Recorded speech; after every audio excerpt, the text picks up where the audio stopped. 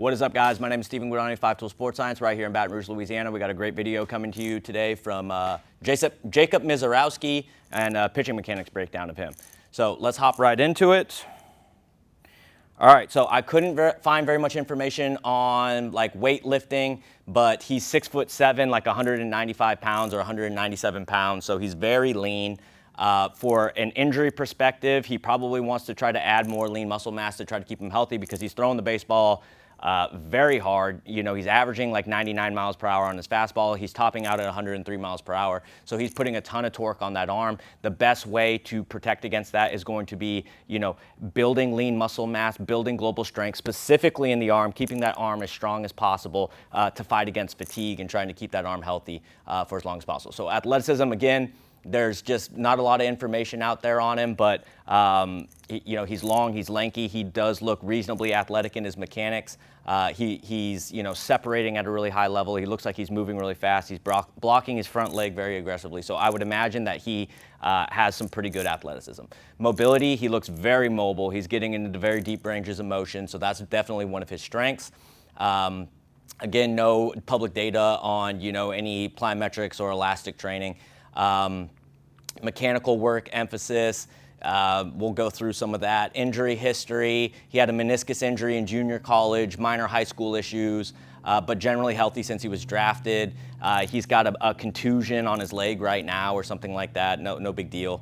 Height, 6'7", thin frame, 190 to, you know, I think the highest I saw him was 197 pounds, so he would definitely benefit from adding some muscle mass. Wingspan, he's very long. He's got 6'9" to 7 foot, I would estimate, wingspan.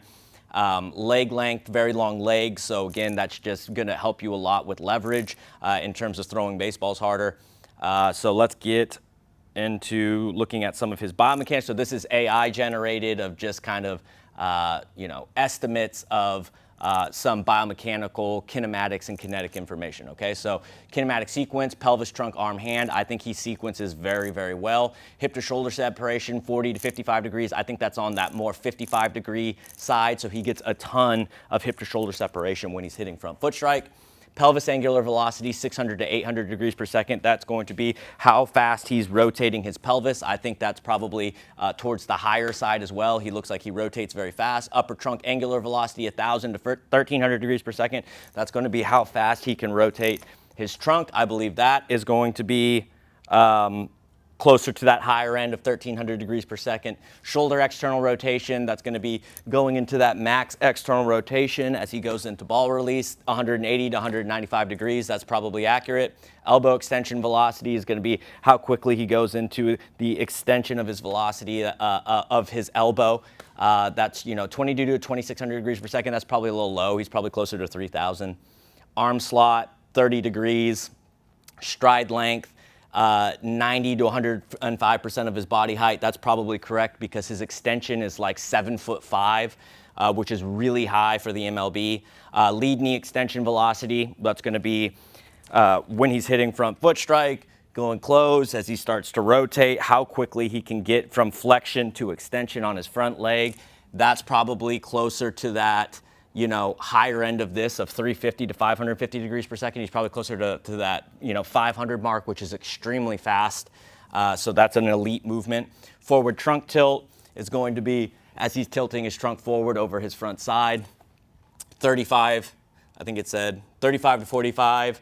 That's probably accurate there. High ground reaction forces. So let's get started with the breakdown. Okay, peak knee height. Shifts his weight well. Let's see how he rides the mound. Starts to gain momentum down the mound, starts drifting down the mound as he's loading into his backside. So he picks up a lot of momentum, drops into his back leg load position. Pretty good back leg load position. Terrible drawing on my part. Okay, pretty good force vector in that backside. Looks like he's starting to open that front side a little bit here. Let's see how he does going farther into the delivery. All right, taking him farther. Okay. Starts internally rotating that back hip. He's still in the air. He's starting to go into a ton of scap retraction, shoulder horizontal abduction, already starting to leverage his hip to shoulder separation. So you can see he's starting to pull this arm back. He's starting to load all of this elastic energy into the core. See where he lands at front foot strike. Okay, boom. Hits front foot strike.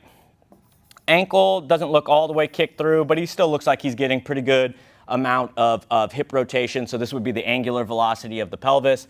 His arm is, you know, borderline what would be called like late, like if he's down in external rotation, but he looks like he's got a little bit of external rotation there. More likely you'd want to see that, you know, people would call it more biomechanically efficient if that elbow is more, that forearm, I mean, is more flipped up at front foot strike. But, you know, he's in a reasonable range. Let's see where he goes from here. He's landing in some good flexion. His glove side is closed, so he's not early trunk rotating.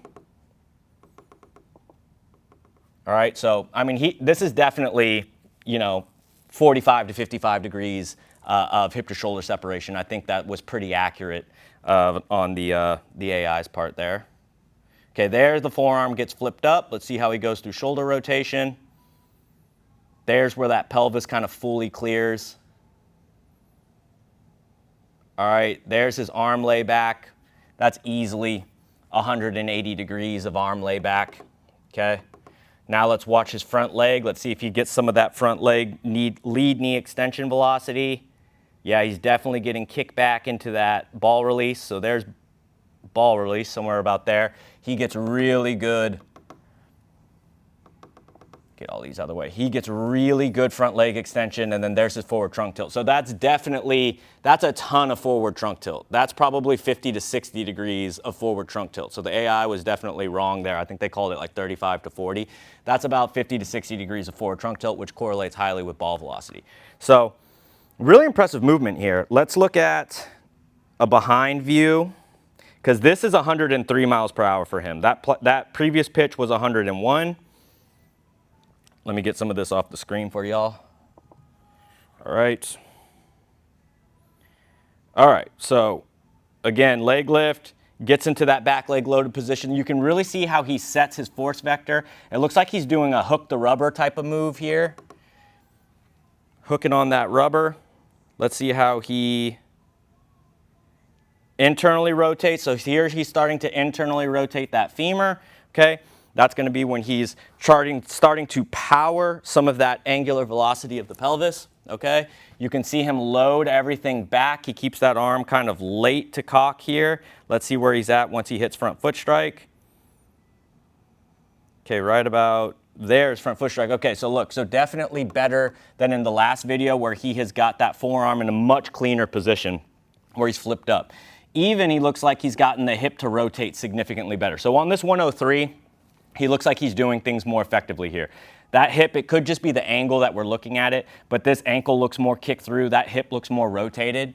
All right, so he looks like he's cleared his hip rotation significantly better there. This looks like what would be, you know, 50 to 60 degrees of hip to shoulder separation. That's really elite. Forearm is flipped up, arm is externally rotated. Let's go through. Okay, here, this is definitely, that's a cause for injury concern. That looks like what's called hyperangulation. Hyperangulation is when this elbow gets caught way behind the scapular plane, arm is dragging through. That puts a ton of torque on that front of the shoulder and on the elbow. Okay, so that's a cause of concern right there. All right, arm goes into layback. That looks like it's about max external rotation. This is definitely 180 to 190 degrees of external rotation, so that's elite external rotation.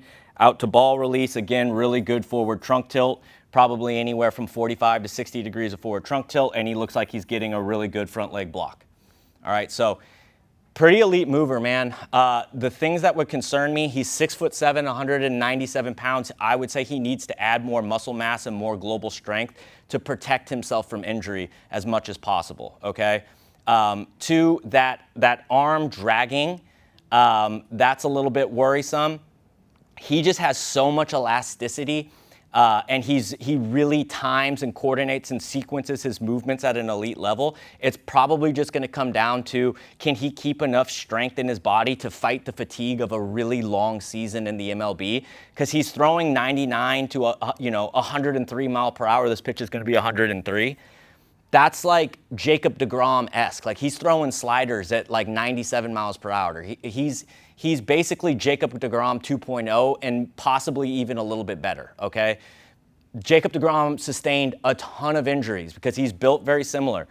Strength is incredibly important for injury prevention, guys. So we have a ton of videos on that if you want to go watch some of our talks on just the importance of dynamometer, keeping your arm extremely strong as possible. You can have, tremendous mechanics, but if you're throwing hard, you are going to be putting a ton of torque on the arm, okay? So you have to know your fatigue. You have to know your strength levels. You have to know when you can push and when you can pull back, all right? So really impressive guy. I hope he can stay healthy. Definitely add more lean muscle mass, definitely keep up with those arm strength numbers, definitely keep up with the global strength and athleticism, but he's such an exciting dude to watch and a really elite mover, and I hope a lot of this information is going to help you guys in your pitching careers as well. All right, have a good one.